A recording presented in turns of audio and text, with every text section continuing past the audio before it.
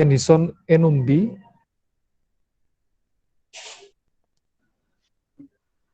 Kendison Enumbi ada? Hadir, Pak. Ada ya.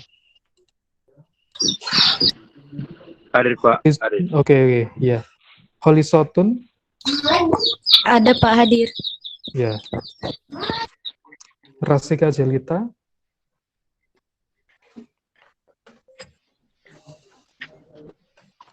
Ada Rasika Jelita?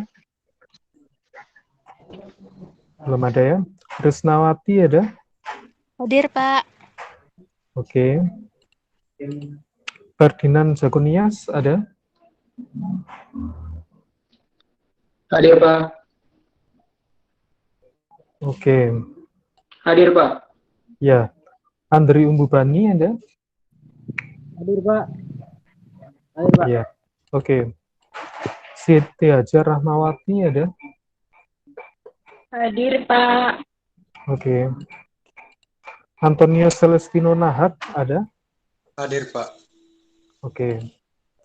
Ya, nanti silahkan semuanya isi presensi lagi ya untuk pencatatan ya. Kalau yang ini ya saya rekam aja, tapi kan kasihan nanti yang belum terabsen ya. Jadi silahkan diisikan di seperti biasa sttid/presensi MK itu ya. Ya, bagi yang kelas B, yang kelas A ya.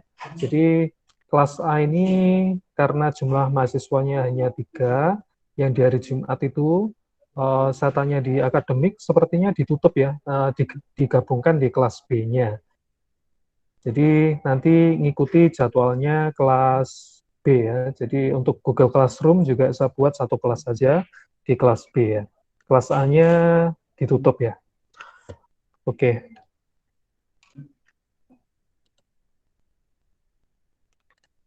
Jadi kita lanjutkan untuk perkuliahannya di sini.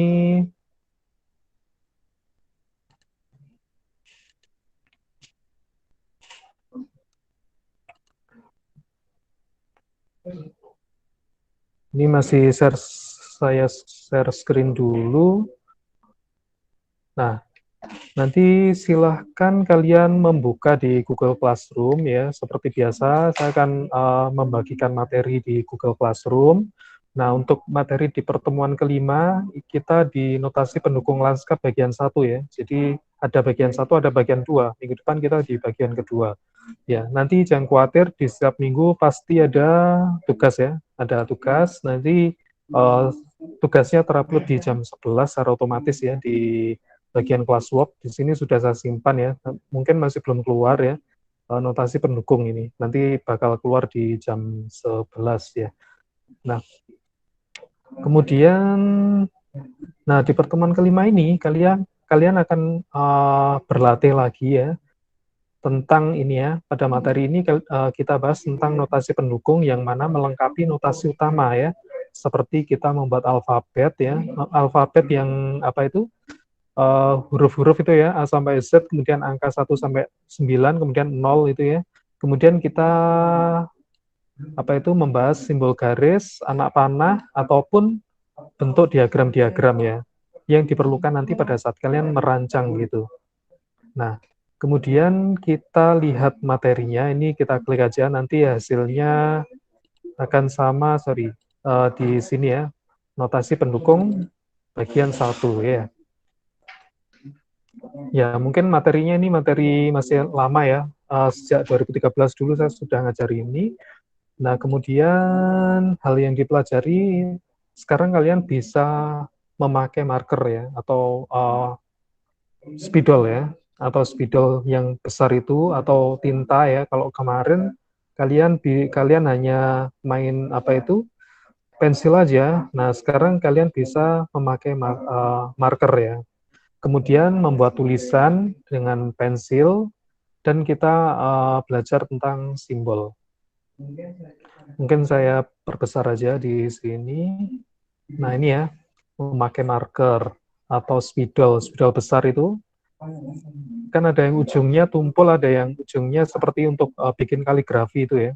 Ini bisa kalian pilih ya, yang apa itu, yang untuk spidol untuk kaligrafi itu. Tapi kalau nggak ada ya spidol biasa aja yang snowman itu yang besar gitu. Nah, untuk yang spidol untuk kaligrafi itu, misalkan kalian hanya menggoreskan di bagian ujungnya aja, di seperti ini salah ya. Jadi kalian harus rata ya, harus rata gini yang posisinya yang benar gitu ya. Nah, kemudian kalau keduanya yang ujungnya ini ya salah ya. Jadi untuk menarik garisnya, permukaannya harus mendatar ya, seperti ini tarikannya ya. Jadi kelihatan ada yang tebal dan ada yang tipis. Ini umum sudah diketahui orang ya, banyak gitu. Tapi juga ada yang iseng, misalkan ujungnya aja yang dipakai itu salah nantinya. Nah, kemudian ini kok belum berubah ya? Oh, ini. Nah, ini kita membuat tulisan dengan sketsa tangan. Nah, sebelumnya kalian nanti pelajari ya untuk membuat alfabet lagi, tapi secara terukur ya. Jadi A, B, C, D sampai Z itu nanti secara terukur ya. Maksudnya terukur di sini ukurannya itu sama gitu ya. Kemudian kalian baru bebas membuat alfabet yang apa itu beraneka macam bentuknya seperti ini. Jadi ini biasanya kalau kita merancang ya, pada saat membuat konsep atau membuat judul-judulnya, nanti bisa memakai alfabet yang modifikasi seperti ini ya, biar nggak bosen ya, juga bisa menarik perhatian orang supaya lihat hasil karya kalian. Nah, salah satu karya kalian nantinya adalah membuat display atau poster yang ukuran kertasnya cukup besar ya, seperti di kertas mungkin minimal A3, kebanyakan juga A2 ataupun A1 ya. Jadi ukuran kertasnya yang besar gitu. Ya, saya lanjutkan lagi. Nah, di sini coba kalian lihat ya, untuk modifikasi dari alfabet ini kan cukup banyak. Kalian bisa latihan membuat alfabet sendiri ya. Jadi tidak ada batasan atau harus bagaimana, tetapi yang pasti harus bisa dibaca gitu ya. Nanti terlalu bagus modifikasinya tapi nggak terbaca nanti percuma gitu. Jadi upayakan tetap terbaca tapi modifikasinya ini juga menarik gitu ya. Oke. Nah, ini caranya, ini cara teknisnya ya, nggak saya detailkan aja, kalian bisa baca. Kemudian, nah seperti ini ya. Ini biasanya dipakai untuk judul ya. Huruf yang dibuat dengan marker terkadang masih terkesan kurang tegas gitu. Maka bisa kalian tambahkan outline. Di sini kan ada dari spidol ya, misalkan ini plan sec gitu ya. Section ya, section itu potongan, plans ini adalah denah. Jadi ini kelihatannya masih kurang tegas gitu. Bisa kalian tambahi seperti apa itu garis luarnya dari ini ya, garis luarnya dari judul ini. Jadi ini bisa ditambahkan apa itu sisi luarnya gitu ya. Dan kalian bisa bermain banyak ya di sini ya. Kemudian membuat tulisan dengan pensil. Nah ini ya, pastikan kalian pada saat membuat alfabet ini ukurannya bisa sama ya.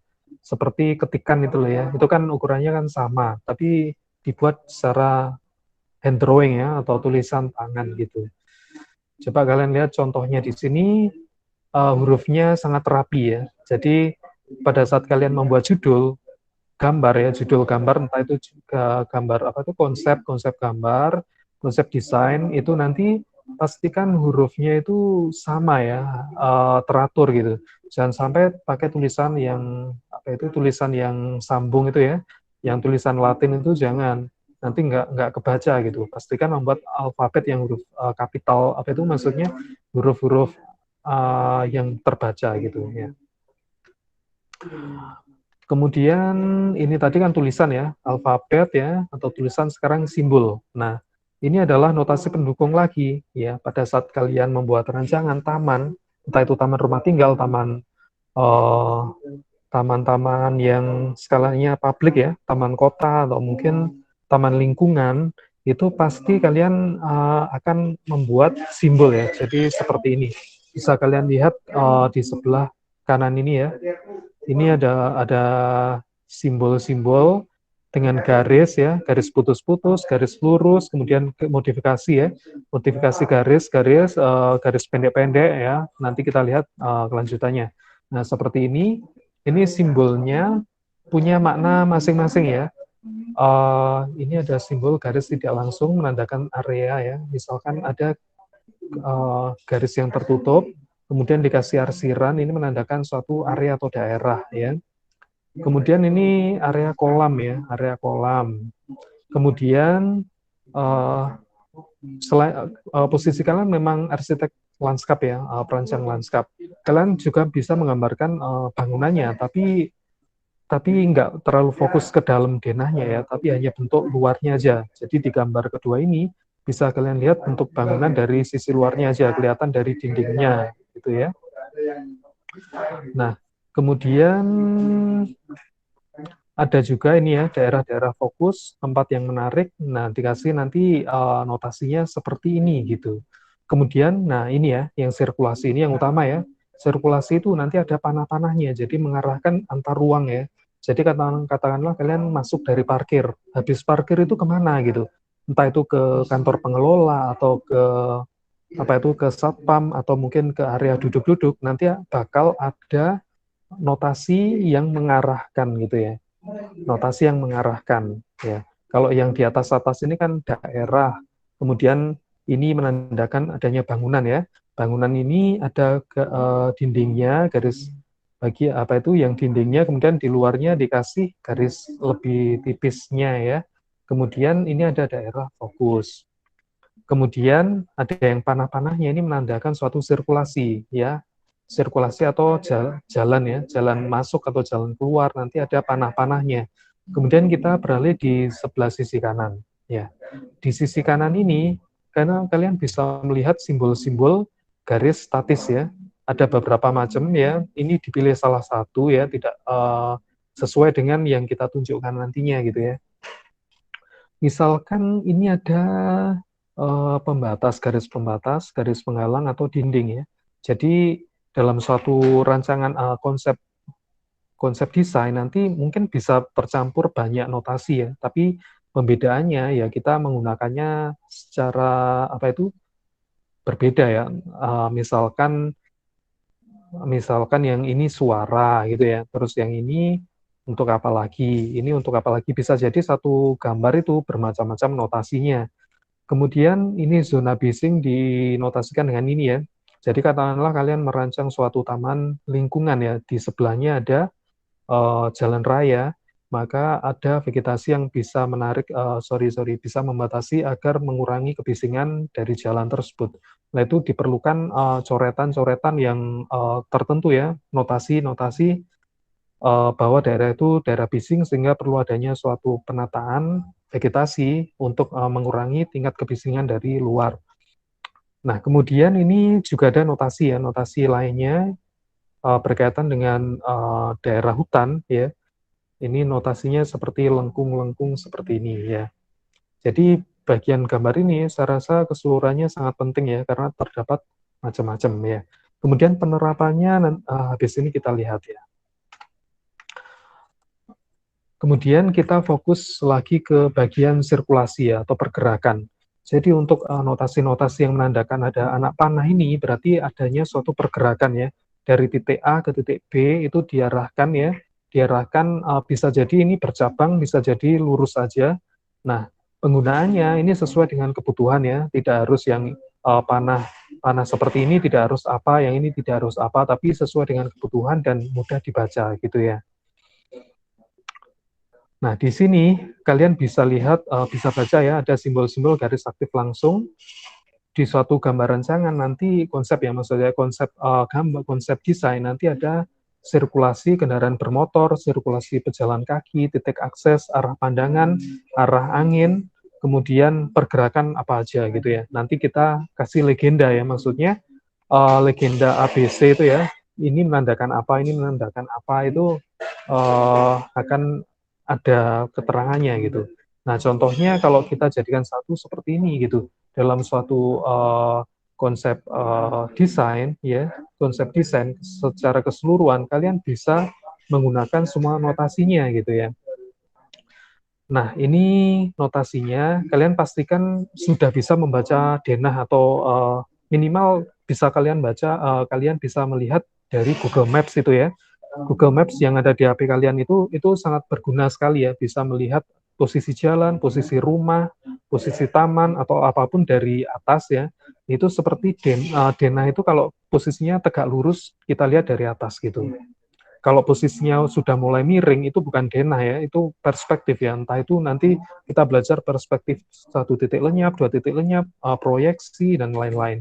Jadi kita fokusnya di sini denah dulu ya, karena ini posisinya kita lihat dari atas tegak lurus dengan bidangnya ya, atau tanah nantinya. Nah, ini kita lihat tegak lurus ya.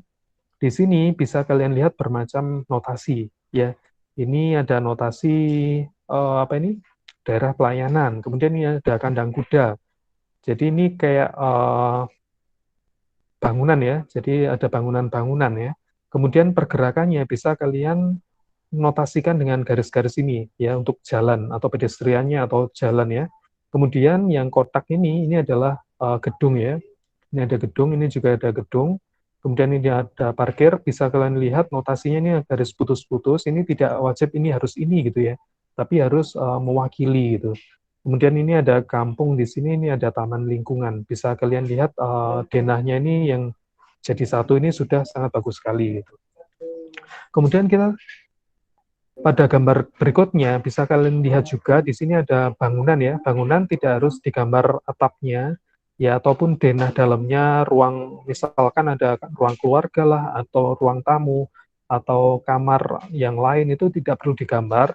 Kalian fokusnya di landscape-nya ya, di bagian luarnya, bukan interiornya gitu. Jadi dalamnya ini cuma digambarkan garis-garis kosong ini aja ya. Nah, berikutnya, kalian bisa menggambarkan area yang kalian rancang ya di sini. Misalkan kalian nanti di semester atas pada saat masuk di studio, kalian bisa lihat di sini. Contohnya aja ini daerah umum, daerah publik ya. Nanti kan ada ruang itu publik, privat, semi publik, dan seterusnya. Ada ruang servis juga. Misalkan ini dari luar masuk ke dalam ya, entrance atau area masuk ya. Di sini ini ada penghalang ya, penghalang ini dinotasikan dengan ini. Kemudian area publik yang bisa diakses oleh orang banyak. Kalau privat itu yang rumahnya ini ya, hanya tertentu aja yang bisa mengakses seperti keluarga gitu ya. Kemudian di sini ada area parkir yang masih ruang publik ya. Di sini bisa kalian lihat pola untuk arah pergerakannya, bisa masuk, bisa keluar, makanya panahnya ke dalam dan keluar gitu. Kemudian di sini tempat masuk atau entrance untuk masuk ke dalam rumah ya. Di sini ada panah lagi, mungkin beda notasinya. Kemudian ini area yang dikembangkan, area untuk tanaman pembatas. Mengapa seperti ini? Mungkin di sebelahnya ada sungainya gitu ya. Jadi dikasih pembatas seperti ini, misalkan tanaman penitian gitu. Kemudian ini akses pejalan kaki mungkin ke arah tetangga gitu ya. Jadi ini ada panah-panahnya. Kemudian ini juga ada yang di area atas ini ya, mungkin terlihat di HP kalian di sini. Ini juga penghalang juga, misalkan ada view dari luar ke dalam atau dalam keluar, ini jelek gitu ya. Mungkin area tempat sampah atau sungai tadi bisa ditutupi dengan tanaman lagi gitu. Jadi kalian di sini anggaplah tanaman atau pohon dan seterusnya itu sebagai softscape ya, atau material. Jadi tanaman itu adalah material dalam konteks desain arsitektur gitu. Cukup jelas ya untuk apa itu notasi-notasi di sini ya. Bisa kalian jawab dulu sebelum saya lanjutkan. Sudah cukup jelas? Bisa mewakili menjawab? Jelas, Pak. Oke, ya. Saya lanjutkan. Nah, ini juga sama contohnya. Ini adalah diagram konsep untuk rancangan taman ya. Di sebelah sini ada legendanya. Kenapa ada legenda? Supaya bisa menjelaskan notasi-notasi yang ada di dalamnya ini. Misalkan ini garis apa kan kelihatan. Misalkan yang putih ini dia rute kendaraan. Kemudian yang ada resirannya yang gelap ini berarti rute kendaraan bolak-balik gitu ya. Kemudian area yang diarsir ini apa? Ini pemukiman. Kemudian yang diarsir bolak-balik ini kan kantor gitu. Jadi ada apa itu legenda untuk keterangan yang ada di gambar sini. Uh, untuk notasi-notasi ini sebenarnya kalian juga sudah pelajari di minggu awal-awal ya. Ada notasi garis-garis, garis bolak-balik, dan seterusnya. Ya ini kelanjutan dari notasi-notasi kemarin sebelum kita masuk nanti di setelah UTS, yaitu proyeksi, denah, kemudian perspektif nanti di minggu-minggu belakangnya. Nah, di sini bisa kalian lihat variasi untuk pergerakannya atau sirkulasinya ya. Ini harus ke arah sini, ini harus ke arah sini. Mungkin yang baru kalian lihat pertama kali mungkin masih bingung ya. Ini gimana aja sih ceritanya gitu. Jadi ini adalah diagram konsep untuk sirkulasi ya. Contoh aja ya. Di sini ada gedung-gedung ya, ada pertokoan, di sini ada pertokoan-pertokoan, kemudian ada pemukiman, ada kantor di sini. Nah, pencapaiannya bagaimana? Ya kita bikin suatu rencana ya, rencana untuk menuju ke area permukiman, pertokoan, dan kantor tadi. Nah, ini ada titik-titik simpulnya ya, simpulnya di sini ini ada persilangan kritis ya. Kemudian ini ada yang jalan yang searah mungkin ya, soalnya yang arsiran ini sudah dituliskan dengan bolak-balik ini ya, rute kendaraan bolak-balik. Kemudian yang kecil-kecil ini, ya ini untuk arsiran sepeda ya, rute sepeda ya. Jadi dibedakan untuk arsirannya baik kendaraan roda 4 ataupun untuk sepeda atau pejalan kaki. Pejalan kaki bisa kalian lihat di sini ya, ini rute untuk pejalan kaki. Jadi ini adalah gambar untuk konsep sirkulasi ya. Jadi nanti kalian bakal mengalami seperti ini. Ini lebih rumit lagi ya, lebih rumit lagi untuk contoh gambarnya. Tapi kalian bisa pelajari unsur-unsurnya ya. Jadi seperti tadi, pelajari dulu di sini bangunannya yang mana sih? Oh ini bangunan ya. Kita lihat dulu arsitektur bangunannya ya. Posisinya ada di mana gitu. Kemudian ini ruang-ruangnya ya, ada ruang plaza. Plaza itu adalah suatu ruang terbuka yang cukup luas di situ ya. Kemudian ada perpustakaan, ada administrasi atau mungkin fasilitas yang lain di sini. Kalian bisa bermain untuk arah sirkulasinya ya. Tinggal kita membedakan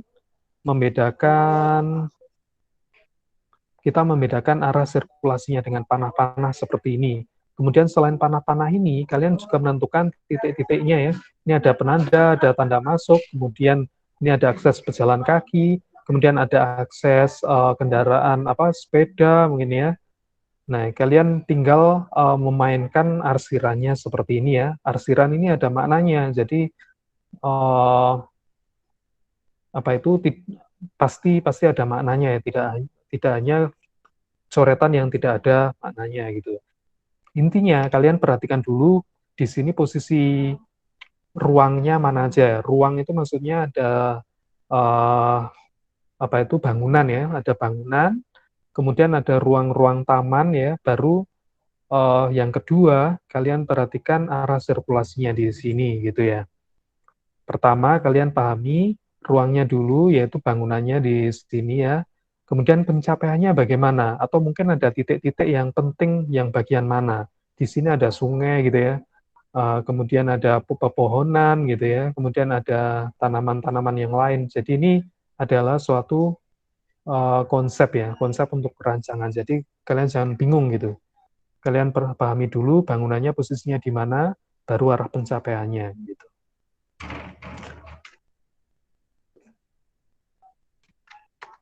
Oh, itu aja ya. Ternyata materinya nggak banyak ya. Materinya nggak banyak, cuma itu aja.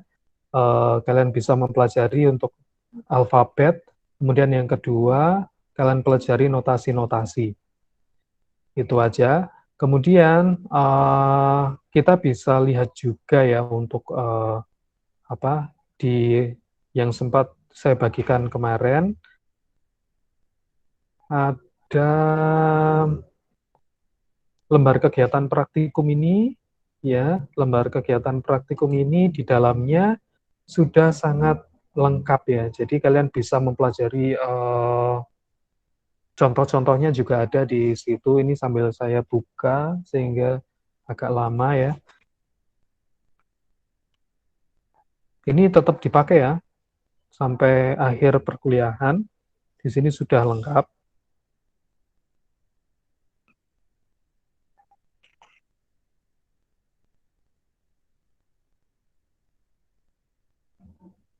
kita lihat di bagian notasi ini ya, pendukung ya, masih di halaman belakang. Kalian juga pelajari yang buku yang saya share minggu kemarin itu ya, buku apa itu? Yang panduan ujian, panduan saringan masuk gambar arsitektur itu ya. Jadi kalian bisa pelajari juga di situ. Ini masih loading ya, jadi mungkin agak lama.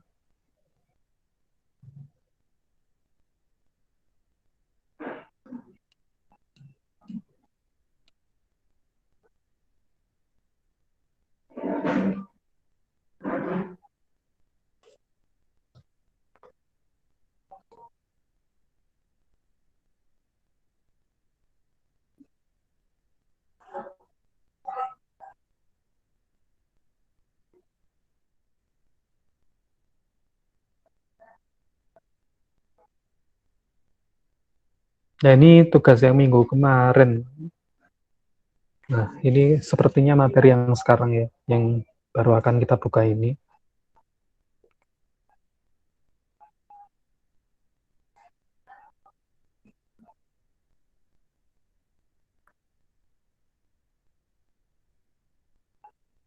Oh, ini bukan. Ya, sudah lewat.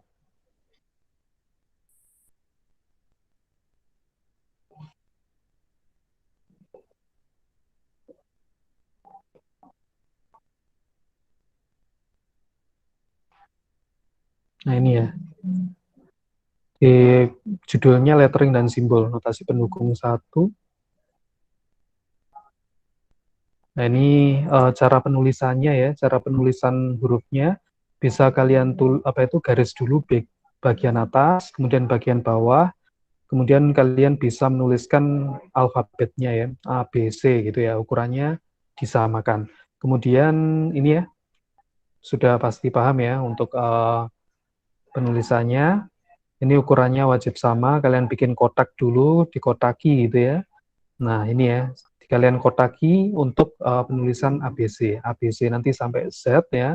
Nah, sebenarnya gini, ada proporsinya ya, ada proporsi untuk penulisan alfabet itu ya, tidak hanya menulis aja gitu, tapi ada proporsinya atau pembagiannya yang sama besarnya gitu.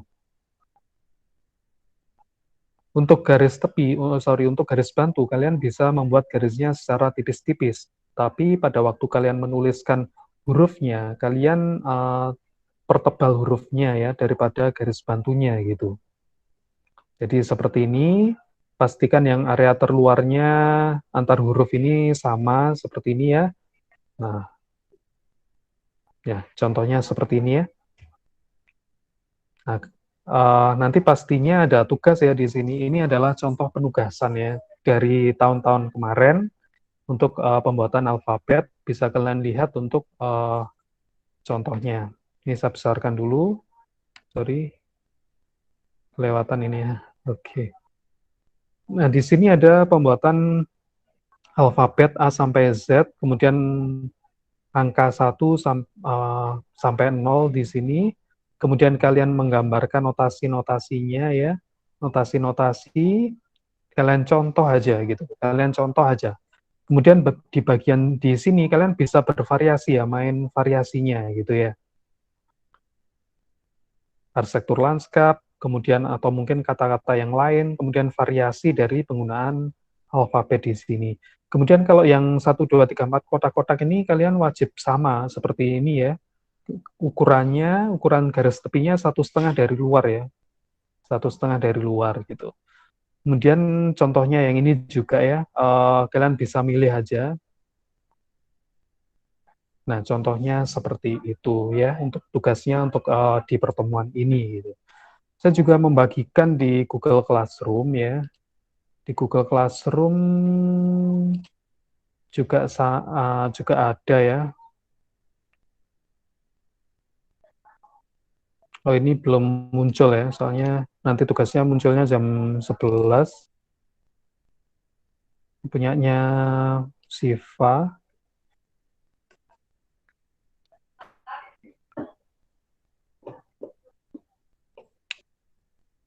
Tapi ini mungkin tipis gini aja, jadi kalian bisa main variasi yang lebih menarik daripada contoh kakak tingkat kalian ini, ya. Kemudian kalau kalian membuat garis, ya, membuat garis ini pastikan yang rapi ya, jangan sampai tidak siku ya. Jadi pastikan kalian siku untuk membuat garis tepinya sehingga di dalamnya lebih enak untuk ngaturnya ya. Jangan sampai ukurannya yang sini 1,5, yang sini 1,7 meskipun jaraknya beberapa mili itu akan kelihatan nggak menarik ya. Kelihatan kalau miring-miring itu kan jelek gitu ya. Pastikan siku tegak lurus 90 derajat gitu. Oke, kemudian saya review sekilas untuk tugas. Pastikan kalian mengumpulkan tugas ya. Akan saya nilai semuanya di minggu apa itu mulai minggu ke-7 ya atau UTS ya. Nantinya akan semua saya nilai. Setelah UTS nanti yang masuk Pak Hendra ya. Jadi nanti yang ngasih materi adalah Pak Hendra. Ini sudah dikumpulkan semua tugas awal, kemudian yang ini yang sudah masuk 20, yang 8 belum masuk, ini 16 sudah masuk, yang 12 masih belum, ya kelihatan jumlah mahasiswa yang sudah maupun yang belum mengumpulkan. Ini sudah masuk, ini yang belum mengumpulkan, jadi nanti tugas-tugas kecil ini selalu menjadi unsur untuk penilaian tugas akhirnya, nilai akhirnya gitu. Jadi wajib diselesaikan. Nah, kemudian buku yang saya rekomendasikan di sini ada dua sebenarnya, tapi yang paling bagus di sini menurut saya buku ini ya. Tetap kalian baca, ini di pertemuan berapa ini ya? 13 April ya, pertemuan. Nah, ini kalian bisa membaca, ini baru saya scan sebagian ya, sebagian lagi belum saya scan karena waktunya nggak ada. Jadi ini bisa kalian download dan kalian buat latihan ya. Untuk garis apa itu gambarnya itu bagus-bagus gitu. Nah, ini gambar-gambarnya kan bagus ya, bisa kalian baca. Mungkin yang baru kelewatan yang belum sempat silahkan membuka ini.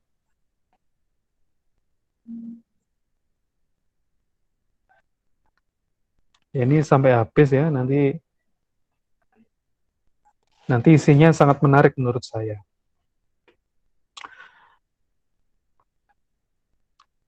Oke, jadi mungkin itu ya apa yang bisa saya jelaskan untuk di hari ini.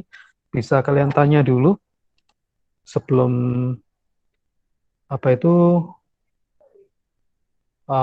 nanti saya tutup, bisa tanya dulu ya.